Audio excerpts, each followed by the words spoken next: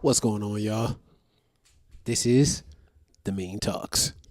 Quick series where we talk about specific topics, but more of a bite-sized format as opposed to a full-length episode. In today's question of the show, or topic of the show, is homosexuality, but in the form of if a child grows up with two parents who are homosexual couple, is that child more susceptible to becoming homosexual? This is a question that was bestowed upon me by someone else. Just bringing the conversation to the table. John, your initial thoughts? See, I don't think this is fair because I did not finish reading the synopsis that I was looking at.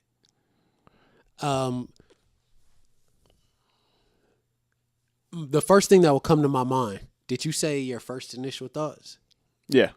Because you haven't done it. Doesn't make it's just your thoughts. But I say your initial thoughts because you haven't done any research. Okay, all right. So, initial thoughts.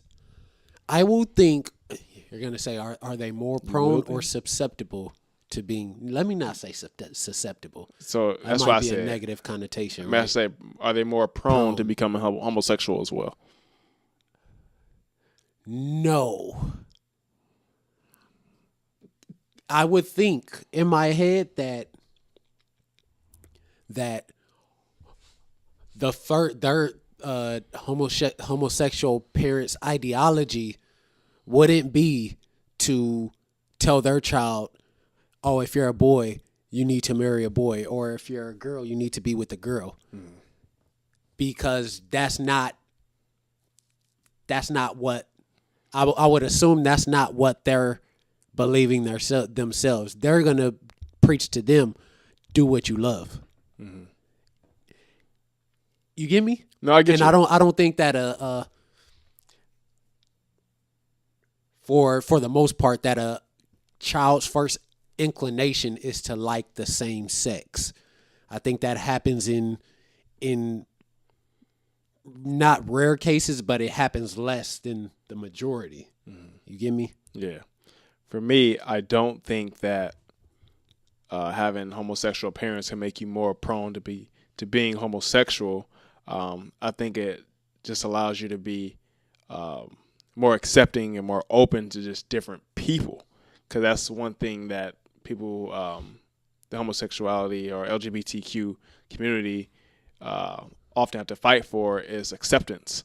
I think that as far as being homosexual, I haven't done any research on it, but I believe that's just something that you're born liking whoever you like. I disagree. Disagree? You think things influence it? Yeah. I don't know but see, here's my thought.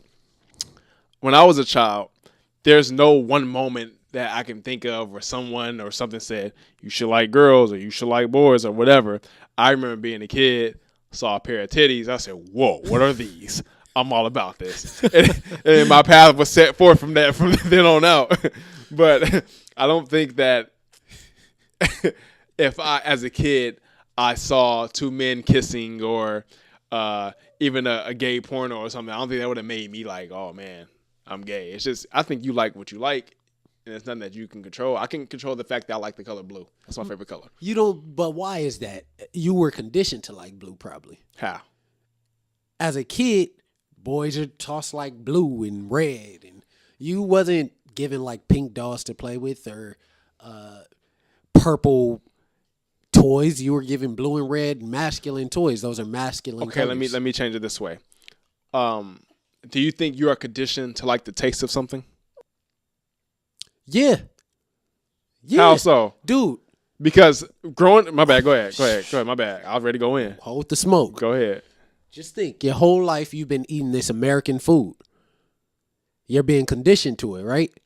Or your whole life of being brought up, you're eating a certain type of diet. You're not really eating like a vegan, vegetarian lifestyle. And then you start eating vegan when you get older. It might be nasty to you at first because that's not what you've been conditioned to eat. A diet, yes, okay, that's one thing. But I'm thinking of like specific dishes. Growing up, my mom often cooked oatmeal, cream of wheat, malto meal, stuff like that. And my brother he loved it. He'd eat it up. Me, as a kid, I'm like, I don't want that slave food. I don't want it. If you look at the box of malto meal, it's an old black dude with like a little hat on, like he cooking in master's house. I'm like, no, I don't like this. I never liked it. That wasn't my thing. Onions was never my thing. Still isn't my thing. So certain things I did not like as a kid. Well, and everyone's different. Very true. Everyone's different. So even with sexuality, everyone's different. Some people like men. Some people like women. Some people like both. Some people are asexual where they don't really fuck with anybody but themselves. But we're talking about on a larger scale. But yes, on a larger scale. I mean, it's just as far as being conditioned. If you look at my household, I should have been conditioned to like that type of food, oatmeal, matzo meal, all that type of stuff. Not that my mom didn't cook anything else. Of course she did. Saying like your palate's different. Okay, why can't your sexual palate be different? I don't know. I guess I'm just thinking because in terms of like a majority, and this is probably me still being conditioned from my Christian background and how I think, well, you got to be able to reproduce. 2 males can't reproduce, 2 females can't reproduce. You feel me? So it might still be some conditioning from back then.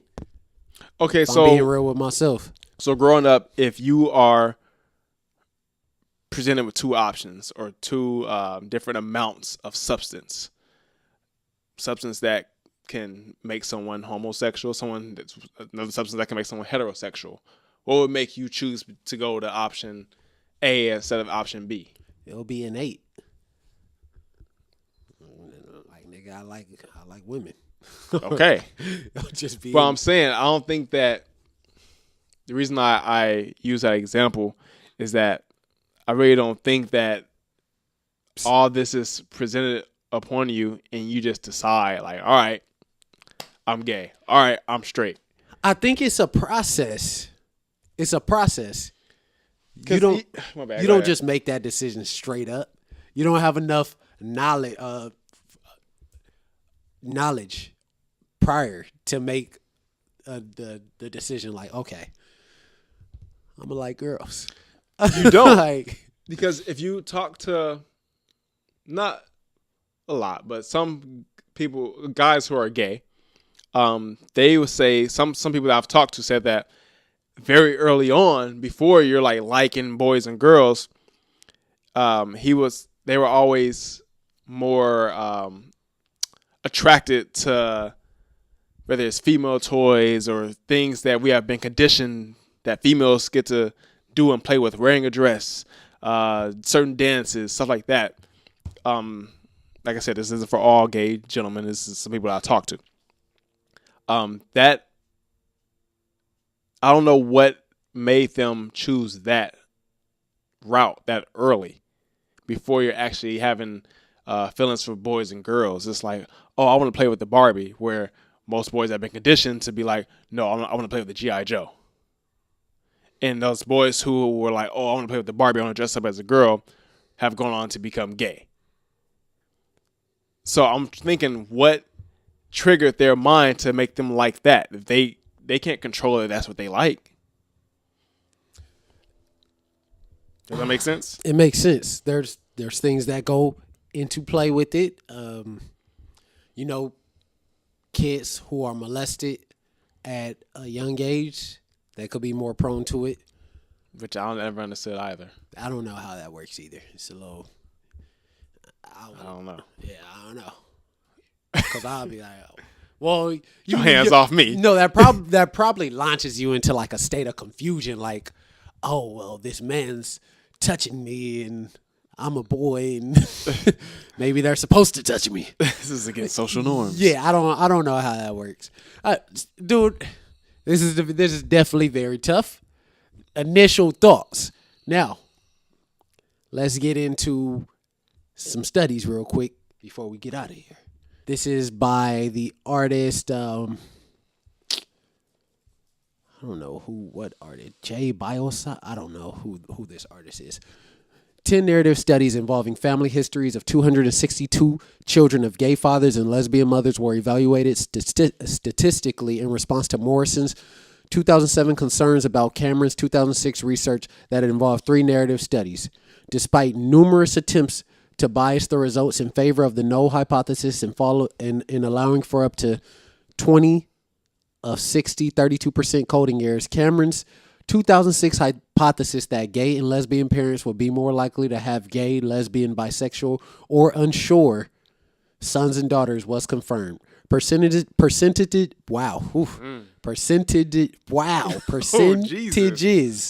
of children of gay and lesbian parents who adopted non-heterosexual identities range between 16% and 57% with odds ratios of 1.7 to 2.1.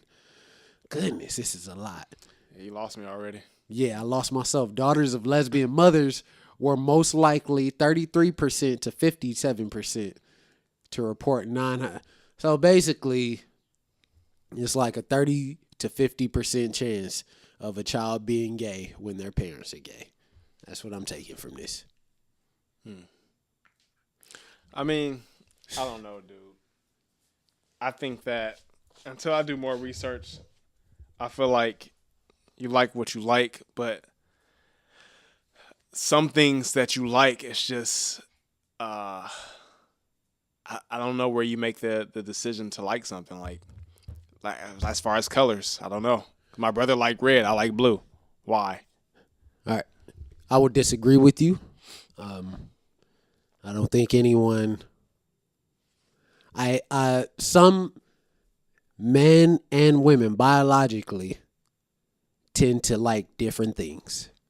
So I'm gonna go out on a ledge and say, you said people just like what they like. Except for certain things, you're born liking what you like. And for certain things, well, that's obvious. For specifically, including sexuality, I will disagree. Okay. I will say that people choose what they like and are not born to like something. They choose what they like based off of their environment and how they're raised. Quick question to go with that, because we still got about 3 more minutes for this. If someone a guy has grown up all his life, for as long as you've known him, he's liked women. Turns 32, he shows up to your housewarming party with his boyfriend. You're gonna be like, oh, he's trying something different. He likes guys now, or you're gonna be like, he must have always liked guys. It's just now coming out. I'm gonna say he's trying something different. Because most people say, oh, he was always gay. He's just now living his truth. You know, my first inclination is that you see a therapist. Wait, why you gotta see a therapist? Dude, just think. If for 30 years I was sober and then all of a sudden I became an alcoholic, what would you recommend? Well, alcoholic is something that's negative. Sexuality is not necessarily negative. To some people, it might be. No, like Christians are super religious people. To some people, a man liking a man or a woman liking a woman, that's a negative thing. Not to me. It's not, I mean, you do. That's not my business. Personally, I personally have no problem. No. I personally have no problem with someone who likes a man who likes a man, or a woman who likes a woman. Yes, it does not affect my life. I'm just saying, to some people it does, or they feel it does. I don't know why. I don't know how. So, all right. Well, we have not come to an agreement yet on this subject. But thanks for joining us on the first Mean Talk. More topics will be coming to you fairly soon. Any last remarks?